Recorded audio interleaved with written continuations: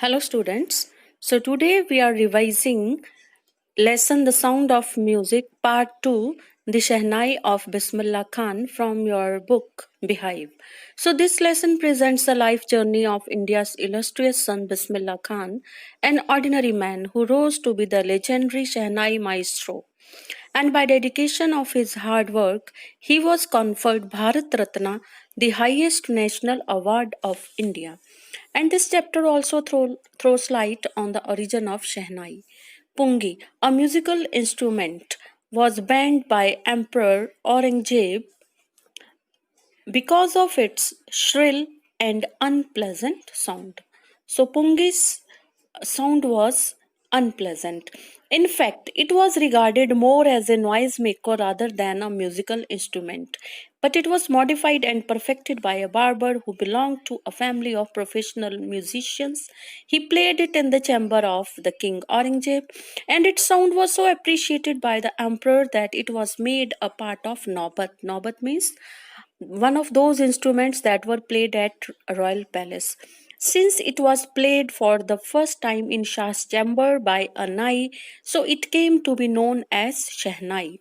Traditionally, it was played in the temples and on every auspicious domestic occasion also, and its sound was regarded as auspicious. But it was treated as incomplete musical instrument earlier, but Bismillah Khan broke this myth and he created and invented ragas that were earlier considered to be the beyond of the range of the Shehnai. So in this way, he created ragas and music on Shehnai. Bismillah Khan belongs to the Banaras Gharana. He was born in 1916 at Dumra in Bihar. From 5 years of age, he used to visit the Bihariji temple and sing Bhojpuri Chaitya, a prayer in Bhojpuri language. And for his melodious singing as a child, he used to earn a big laddu from the local Bhojpuri king. And at the age of 6, he moved to Banaras.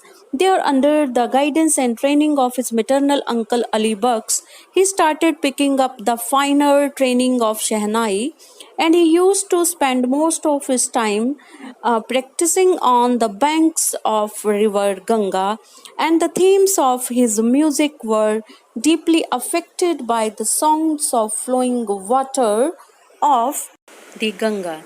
He got the Best Performer Award at All India Music Conference in Allahabad in 1930, and in 2001 he won 3 awards, the Padma Bhushan, Padma Shri and Padma Vibhushan.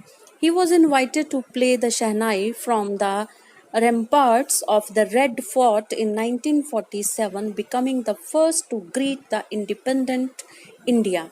He won many international awards also. He became the first Indian to perform at the Lincoln Central Hall, USA. An auditorium in Tehran in Iran was named after him, Teher Mosik Ustad Bismillah Khan. Bismillah Khan was very fond of Banaras and Dumrao.